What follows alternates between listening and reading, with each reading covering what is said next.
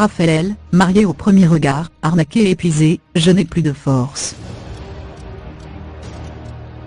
Pourtant, il ne lâche rien.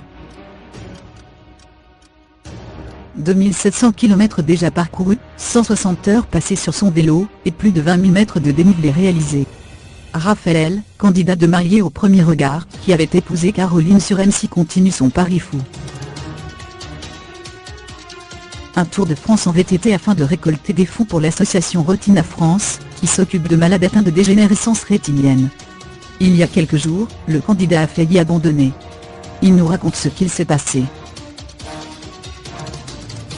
Le beau jeune homme aux yeux bleus a connu quelques galères depuis le début de son périple.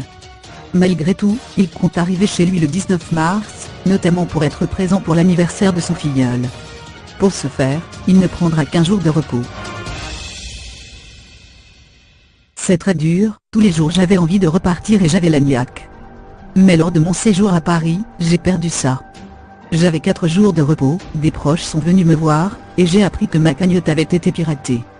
Repartir a donc été très compliqué, explique-t-il. Alors, que s'est-il passé? Comme nous l'explique Raphaël, un internaute a réussi à s'approprier son compte, dont il a changé ses identifiants.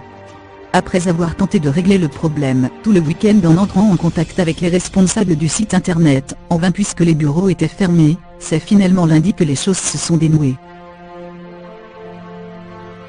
Il a alors appris que le pirate avait clôturé la cagnotte, changé l'identité du bénéficiaire et la RIB. En définitive, tout s'est bien terminé puisque l'argent, 2800 €, a été récupéré et versé à l'association Retina France. Une autre cagnotte a été créée, pour que les internautes puissent continuer de soutenir Raphaël et son beau défi. Si tout est donc rentré dans l'ordre, Raphaël commence sérieusement à fatiguer. Je n'ai plus de force, commence-t-il. Il faut dire qu'il a été victime du froid en pédalant sous des températures négatives. Et mentalement, il n'est pas toujours évident de poursuivre en sachant que la route représente de nombreux dangers. Tous les jours j'ai mes parents au téléphone. Mon père sait exactement où je suis. Ma mère m'encourage et me dit qu'elle ne se fait pas de soucis pour moi et ça me touche car je sais qu'elle n'aime pas que je frôle les camions sur les routes ou que je dorme chez des étrangers. La première chose que je vais donc faire, c'est les embrasser, explique-t-il.